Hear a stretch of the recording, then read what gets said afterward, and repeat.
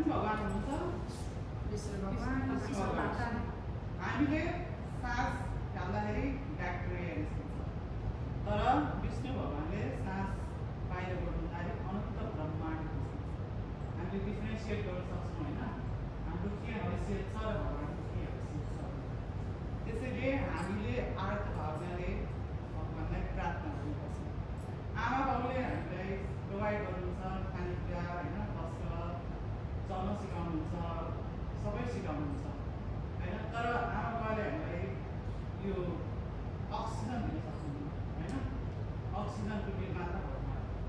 शरीर हाम्रो 5 भूतले बनेको हुन्छ।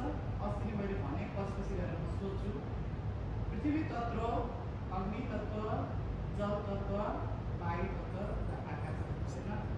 यो चाहिँ हामीले बनाएको होइन होइन। हामीले बच्चालाई जन्मतिर हुर्कायो भने यो भगवानको देन होइन, निर्माता के हुन्छ भगवान हुन्छ। साइन्टिस्टहरू अलिकति आफूलाई जतिसुकै पनि एकदम पर्फेक्ट उनीहरूले भन्न खोजे पनि उनीहरूले परीक्षण गर्ने यो भौतिक चिजबाटै परीक्षण गर्ने, उनीहरूले पनि निर्माण गर्ने होइन। जस्तो कि बच्चा जन्मिनुभन्दा अगाडि नै आमाको शरीरमा बच्चाको लागि रेडिमेड दुध तयार हुन्छ होइन। कसले बनाउनुहुन्छ त?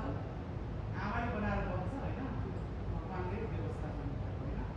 गाईले हरियो घाँस खान्छ अनि के गर्छ त? सेतो दुध निकाल्छ। यो वैज्ञानिकले बनाएर हुँदैन होइन, यो शिव भगवानको देन हो होइन। यस्तो शक्तिशाली भगवानलाई कोटि कोटि प्रणाम। हामी यस्तो शक्तिशाली भगवानको बच्चा हौँ र भगवानलाई पनि हक गर्ने, अनि हामी यस्तो शक्तिशाली भगवानको बच्चा भएको हुनाले आफूले आफूलाई पनि हक गर्ने होइन। माया भगवानलाई पनि माया गर्ने, आफूलाई पनि माया गर्ने। त्यसै भगवानमा मन गाँसेर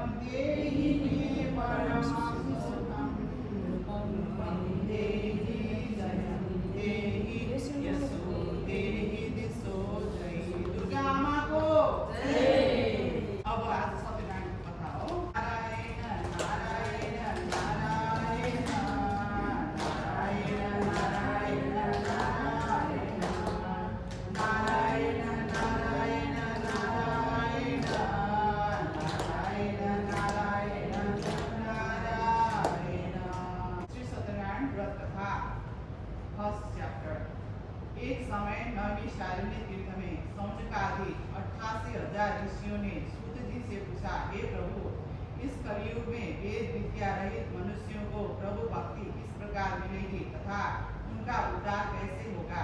हे श्रेष्ठ मुनि, कोई ऐसा तप कहिए जिसमें थोड़े से समय में पुण्य प्राप्त हो तथा मनवांछित फल मिले। वह कथा सुनने की हमारी इच्छा है।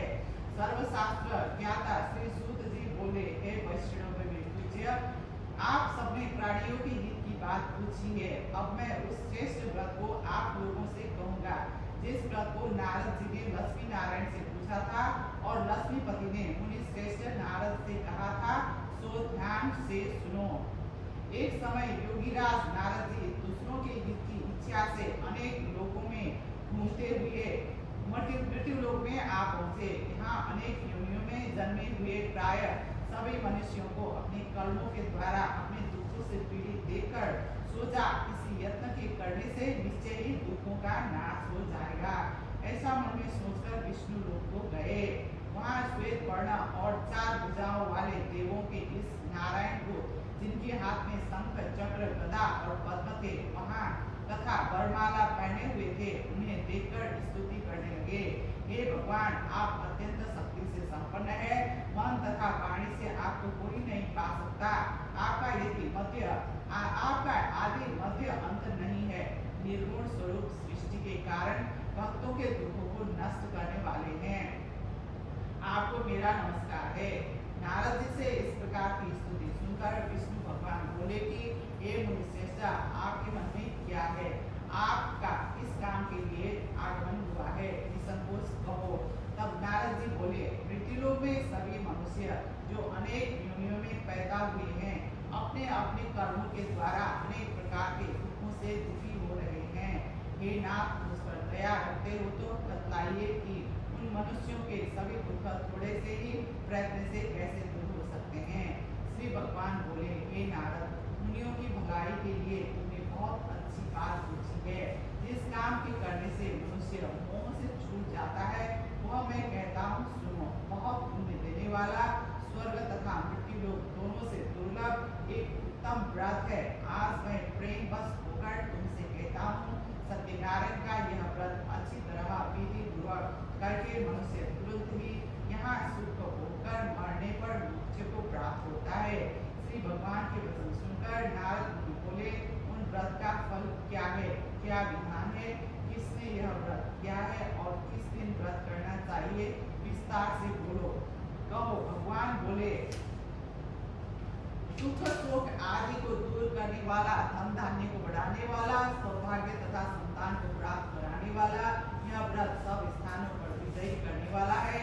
भक्ति और श्रद्धा के साथ किसी भी दिन मनुष्य श्री सत्यनारायण की शाम के समय ब्राह्मणों और बंधुओं के साथ धर्मपरायण होकर पूजा करें।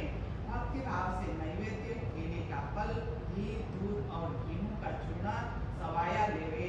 गेहूं के अभाव में साठी का चूर्ण, शक्कर तथा गुड़ ले और सब भक्षण योग्य पदार्थ जमा करके भगवान को अर्पण करें तथा बंधुओं सहित ब्राह्मणों को भोजन करावे। पश्चात स्वयं भोजन करें। नृत्य गीत आदि का आचरण कर सत्यनारायण भगवान का स्मरण करते हुए समय व्यतीत करें। इस तरह व्रत करने पर मनुष्यों की इच्छा निश्चय ही पूर्ण होती है। विशेषकर कलिकाल में मृत्यु लोक में यही मोक्ष का सरल उपाय है। इति श्री सत्यनारायण व्रत कथा का प्रथम अध्याय संपूर्ण। नारायण नारायण नारायण नारायण नारायण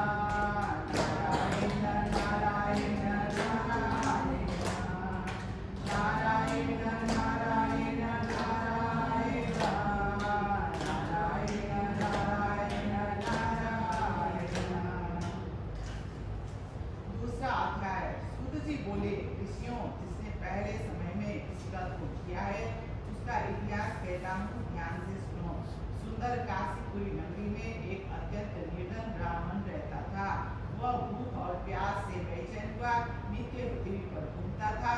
ब्राह्मणों से प्रेम करने वाला भगवान ने ब्राह्मण को दुखी देखकर बूढ़े ब्राह्मण का रूप धारण उनके पास जा आदर के साथ पूछा, हे विप्र, नित्य दुखी हुआ पृथ्वी पर क्यों घूमता है? श्रेष्ठ ब्राह्मण, यह सब मुझसे कहो, मैं सुनना चाहता हूँ।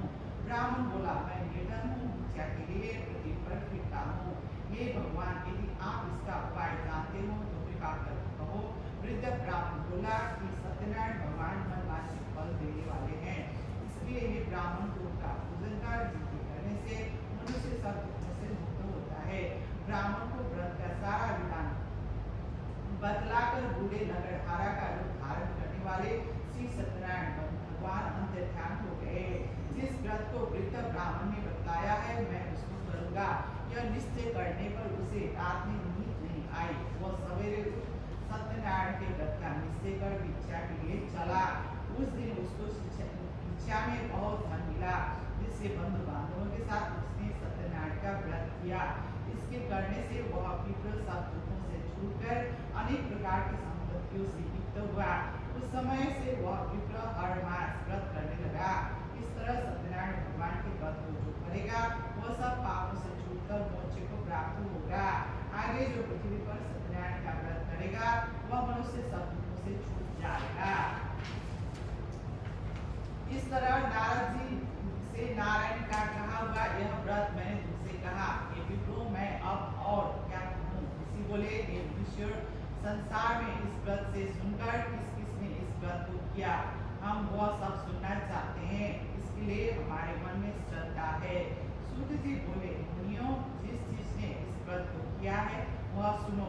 एक समय एक ब्राह्मण धन और ऐश्वर्य के अनुसार बंधु बांधवों के साथ व्रत करने के लिए तैयार हुआ। उसी समय एक लकड़ी बेचने वाला बूढ़ा आदमी आया और बाहर लकड़ियों को रखकर विप्र के मकान में गया। प्यास से दुखी वो लकड़हारा उसको व्रत करते देखकर विप्र को नमस्कार कर कहने लगा कि आप यह क्या कर रहे हैं और इसके करने से क्या फल मिलता है, कृपा करके मुझसे कहो। ब्राह्मण ने कहा, सब मनोकामनाओं को पूरा करने वाला यह सत्यनारायण भगवान का व्रत है, इसी की कृपा से मेरे यहाँ धन धान्य आदि की वृद्धि हुई है। विप्र से इस व्रत के बारे में जानकर लकड़हारा बहुत प्रसन्न हुआ। शरणामृत ले और प्रसाद खाने के बाद अपने घर को गया। लकड़हारे ने अपने मन में इस प्रकार का संकल्प किया कि आज ग्राम में लकड़ी बेचने से जो धन मिलेगा उसे सत्यनारायण देव का उत्तम व्रत करूंगा। यह मन में विचार कर यह बूढ़ा लकड़हारा लकड़ियां अपने सिर पर रखकर जिस नगर में धनवान लोग रहते थे वह ऐसी सुंदर नगर में गया। उस रोज वहां उन पर लकड़ियों का दाम पहले दिनों से चौगुना मिला। तब वह बूढ़ा लकड़हारा दाम ले और अति प्रसन्न होकर पके केले की फली, शक्कर, घी, दुग्ध, दही और गेहूं का चूर्ण इत्यादि सत्यनारायण भगवान के व्रत की कुल सामग्रियों को लेकर अपने घर गया। फिर उसने अपने भाइयों को बुलाकर विधि के साथ भगवान जी का पूजन और व्रत किया। उस व्रत के प्रभाव से वह बूढ़ा लकड़हारा धन, पुत्र आदि से युक्त हुआ और संसार के समस्त सुख होकर वैकुंठ को चला गया। श्री सत्यनारायण कथा द्वितीय अध्याय संपूर्ण। अब एक जना ने तो 1 मिनट कीर्तन का होता भगवान। हां जी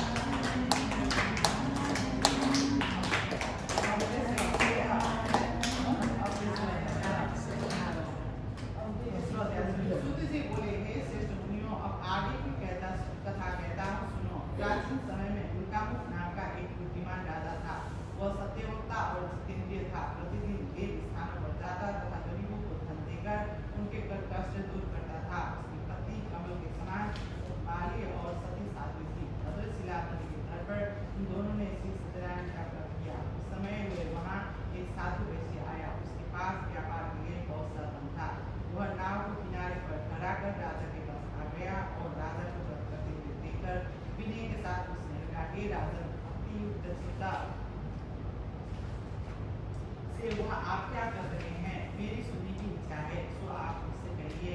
राजा बोले, हे साधु, अपने बंधु बांधवों के साथ उत्तराधि की प्राप्ति के लिए एक महाशक्तिवान सत्यनारायण भगवान का व्रत को पूजन किया जा रहा है। राजा के प्रश्न सुनकर साधु वैश्य आदर से बोला, कि राजन, मुझसे इसका सब विधान कहो, मैं भी अपने कथा अनुसार इस व्रत को करूंगा। मेरी कोई संतान नहीं है और इससे निश्चय होगी। राजा से सब विधान सुन व्यापार से निवृत्त हो आनंद के साथ घर आया गया। साधु ने अपनी वाले उस व्रत का समाचार सुनाया और कहा कि जब मेरे संतान होगी तब मैं उस व्रत को करूंगा। साधु वैश्य ने ऐसे वचन अपनी स्त्री लीलावती से कहे। एक दिन उनकी स्त्री लीलावती पति के साथ आनंदित हो सांसारिक धर्म में प्रवृत्त होकर सत्यनारायण भगवान की कृपा से गर्भवती हो गई तथा 10वें महीने में उसको एक सुंदर कन्या का जन्म हुआ। वह दिनों दिन इस तरह बढ़ने लगी जैसे शुक्ल पक्ष का चंद्रमा बढ़ता है। कन्या का नाम कलावती रखा गया। तब लीलावती ने मीठे शब्दों में अपने पति से कहा, जो आपने संकल्प किया कि भगवान का व्रत करूंगा, अब आप उसे करिए। साधु बोला, हे प्रिय, इसके विवाह पर करूंगा। इस प्रकार अपनी पत्नी को आश्वासन दे वह नरक हो गया। कलावती पितृगृह में वृद्धि को प्राप्त हो गई, यानी कि बढ़ गई। साधु ने जब नगर में सखियों के साथ अपनी पुत्री को देखा तो तुरंत ही दूध बुलाकर कहा, पुत्री के लिए कोई सुयोग्य वर देख कर आओ। साधु की आज्ञा पाकर दूध कंचन नगर पहुंचा और वहां बड़ी खोज और देखभाल कर लकड़ी के लिए सुयोग्य बड़े पुत्र को ले आया। सुयोग्य लड़की को देखकर साधु ने अपने बंधु बांधवों सहित प्रसन्नचित्त अपनी पुत्री का विवाह उसके साथ कर दिया, किंतु दुर्भाग्य से विवाह के समय भी उस व्रत को करना भूल गया। तब श्री भगवान क्रोधित हो गए और साथ किया, तुम्हें दारुण दुख प्राप्त होगा। अपने कार्य में कुशल साधु बनिया जमाता सहित समुद्र के समीप स्थित में गया और वहां दोनों ससुर जमाई चंद्रकेतु राजा के उस नगर में व्यापार करने लगा। एक रोज भगवान सत्यनारायण की माया से प्रेरित कोई चोर राजा का धन चुराकर भागा जा रहा था, किंतु राजा के पुत्र को आता देखकर चोर ने घबराकर भागते हुए राजा के धन को चुपचाप वहीं रख दिया जहाँ वे ससुर जमाई खड़े हुए थे। जब दूतों ने उस साधु वैश्य के पास जाकर राजा के धन को पाया तो दोनों को बांध कर ले गए और प्रसन्नता से दौड़ते हुए राजा के समीप जाकर कहा, यह दो चोर हम पकड़ कर लाए हैं। राजा की आज्ञा से उनको कठिन कारावास में डाल दिया और उनका धन छीन लिया गया। सत्यनारायण भगवान के श्राप द्वारा उनकी पत्नी भी घर पर बहुत पीड़ा तथा भूखा प्यासा से अधिक पीड़ित हो अन्न की चिंता में कलावती एक ब्राह्मण के घर गई। वहाँ उसने सत्यनारायण भगवान का व्रत देखा, फिर कथा सुनी तथा प्रसाद ग्रहण कर रात को घर आई। माता ने कलावती से कहा, पुत्री अब तक कहाँ रही? वह तेरे मन में क्या है? कलावती बोली, हे माता, मैं एक ब्राह्मण के घर श्री सत्यनारायण भगवान का पूजन देखा है। कन्या की वजह सुनकर लीलावती भगवान के पूजन की तैयारी करने लगी। लीलावती ने परिवार और बंधुओं सहित श्री सत्यनारायण भगवान का पूजन किया और वर मांगा, मेरे पति और दामाद शीघ्र घर जावे और साथ ही प्रार्थना की कि हम सबका अपराध क्षमा करो। सत्यनारायण भगवान इस व्रत से संतुष्ट हो गए और राजचंद्र के स्वप्न में दर्शन देकर कहा, हे राजन, दोनों वैश्यों को प्रातः ही छोड़ दो और उनका सब धन जो तुमने ग्रहण किया है दे दो, नहीं तो मैं तेरा धन, राज्य, पुत्र आदि सब नष्ट कर दूंगा। राजा से ऐसे वचन कहकर भगवान अंतर्ध्यान हो गए।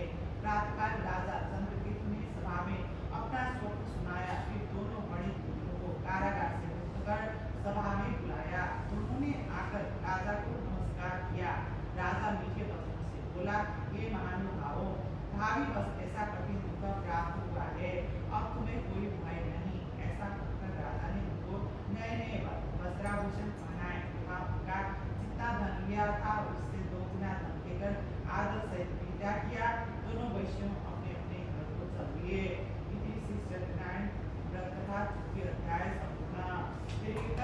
श्री कृष्ण गोविंद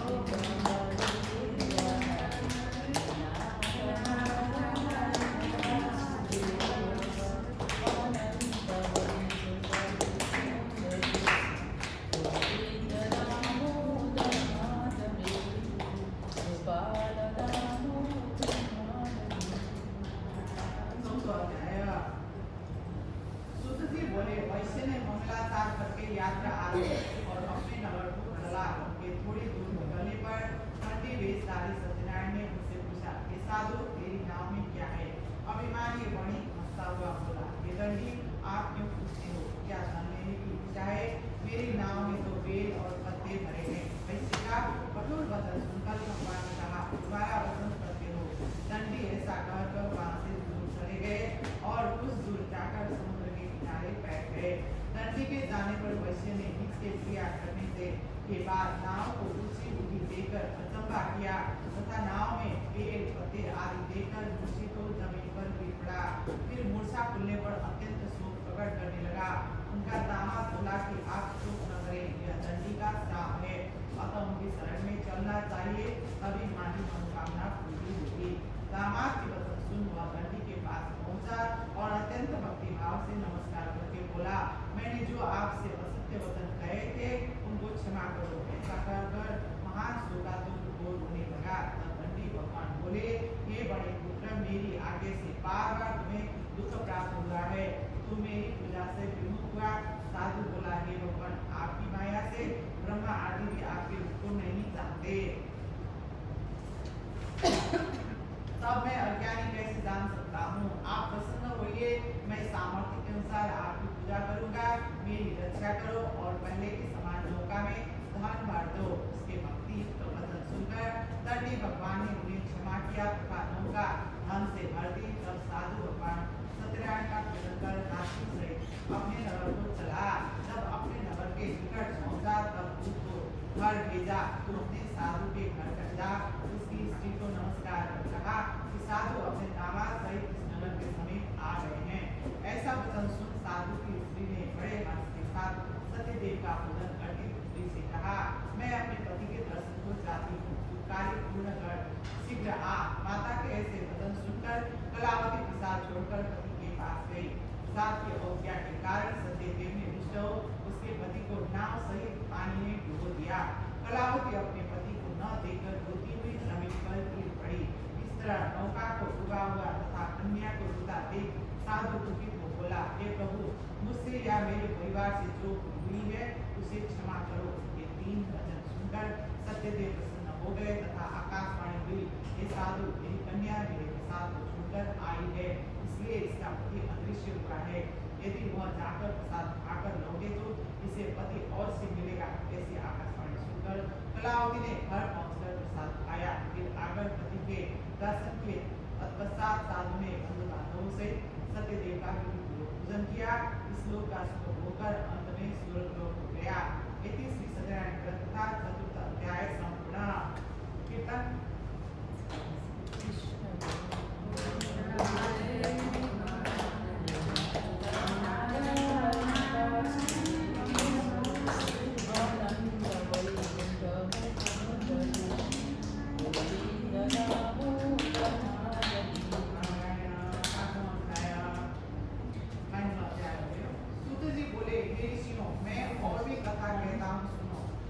पालन में भी तुंगध्वज नाम का एक राजा था। उसने भी भगवान का प्रसाद त्याग कर बहुत दुख पाया। एक समय वन में जाकर अन्य पशुओं को मारकर घर के पेड़ के नीचे आया। वहाँ उसने ग्वालों को भक्ति भाव से बांधवों सहित सत्यनारायण जी का पूजा करते देखा। राजा देखकर भी अभिमान वश वहाँ नहीं गया और न नमस्कार किया। जब ग्वालों ने भगवान का प्रसाद उसके सामने रखा तो वह प्रसाद को त्याग कर अपनी नगरी को चला गया। वहाँ उसने अपना सब कुछ नष्ट पाया तो वह जान गया कि यह सब भगवान ने किया। तब वह विश्वास कर ग्वालों के समीप गया और विधि पूर्वक पूजन कर प्रसाद खाया तो सत्यदेव की कृपा से पहले जैसा था वह सब वैसा ही हो गया। फिर दीर्घ काल तक सुख होकर मरने पर स्वर्ग लोक हो गया। जो मनुष्य इस परम दुर्लभ धर्म को करेगा भगवान की कृपा से उसे धन धान्य की प्राप्ति होगी। निर्धन धनी और बंदी बंधन से मुक्त होकर निर्भय हो जाता है। संतानहीनों को संतान प्राप्ति होती है तथा सब मनोरथ पूर्ण होकर अंत में वैकुंठ हो जाता है। जिन्होंने पहले इस व्रत को किया और उनके दूसरे जन्म की कथा कथाओं वृद्ध सतानंद ब्राह्मण ने सुदामा का जन्म लेकर मोक्ष को पाया। कुलकामुक नाम का राजा दशरथ होकर वैकुंठ को प्राप्त हुआ। साधु नाम के वैश्य ने मोर ध्वज बनकर अपने पुत्र को आर्य से जीतकर मोक्ष को प्राप्त किया। महाराजा तुंगध्वज ने स्वयं भस्म होकर भगवान में भक्ति युक्त हो कर्म कर मोक्ष की प्राप्ति की। श्री सत्यनारायण भगवान को जय। अब क्लोजिंग है। सर्वे भवन्तु सुखिनः, सर्वे सन्तु निरामयाः, सर्वे भद्राणि पश्यन्ति मा कश्चित् दुःखभाग् भवेत्। मंत्रहीनं क्रियाहीनं भक्तिहीनं जनार्दन देव परिपूर्ण तदस्तुते। कायेन वाचा मनसेन्द्रियैर्वा बुद्ध्या वा प्रकृतिस्वा करोमि